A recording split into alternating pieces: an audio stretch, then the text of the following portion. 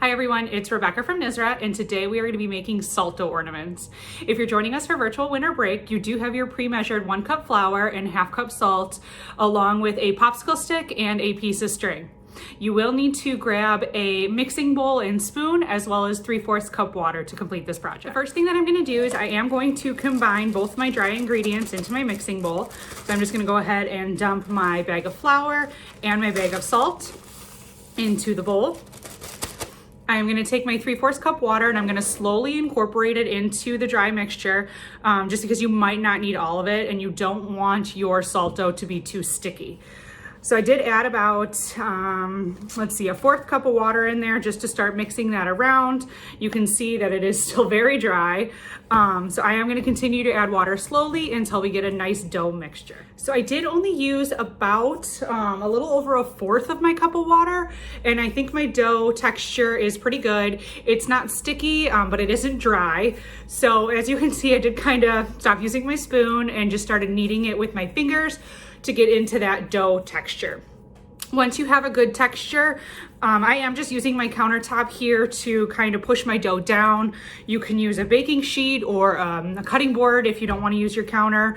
If you have a rolling pin, you can use that to kind of roll it out and get a good thickness of your dough before we start cutting some shapes. I am just kind of using my hands, flipping it over, pressing it down to make it nice and flat. If you don't have a rolling pin and you do want to kind of make it as flat as you can and your hands aren't working, you can always use a soda can or a water bottle, something that's flat to kind of roll that out. I have mine rolled out and you can see it's fairly thin, not too thin. I don't want it to break when I'm cutting it, but I am going to go ahead and start cutting out some shapes.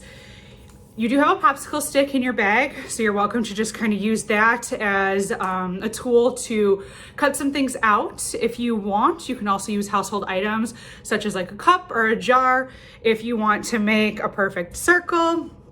And then you can use your popsicle stick to draw on it, making, you know, a pattern or really whatever you are feeling you want on your ornament. So I did just use my jar to create a circle, and then I used my popsicle stick to kind of make the indentations of a snowflake.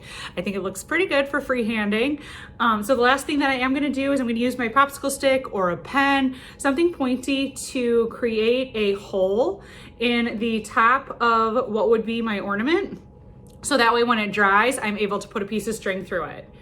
You can let these air dry for as long as you would like, or you can also bake them in the oven at about 200 degrees for about 20 minutes, turning them over halfway. They are done when they're no longer shiny or sticky. At that point, you can go ahead and decorate them if you would want, or just leave them their natural color. You could use permanent markers, paint, really anything that will adhere to the surface once it's dry. So I did just get done baking my ornaments. They are still a little doughy, so I probably could have left them in a little bit longer. But if you are going to choose to bake yours, please do so under adult supervision.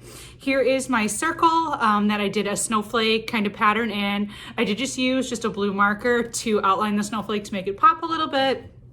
And I did do one of my 2 cats' paw prints, and then I did just fill them in with a black Sharpie and put their names and the year underneath it. You can see I do have a little hole here at the top, so I can use a piece of string to hang it, and it can go on my tree or I can hang it on the wall. You don't have to put a hole in them if you want them to just be decoration. So here is, again, my final salto ornaments.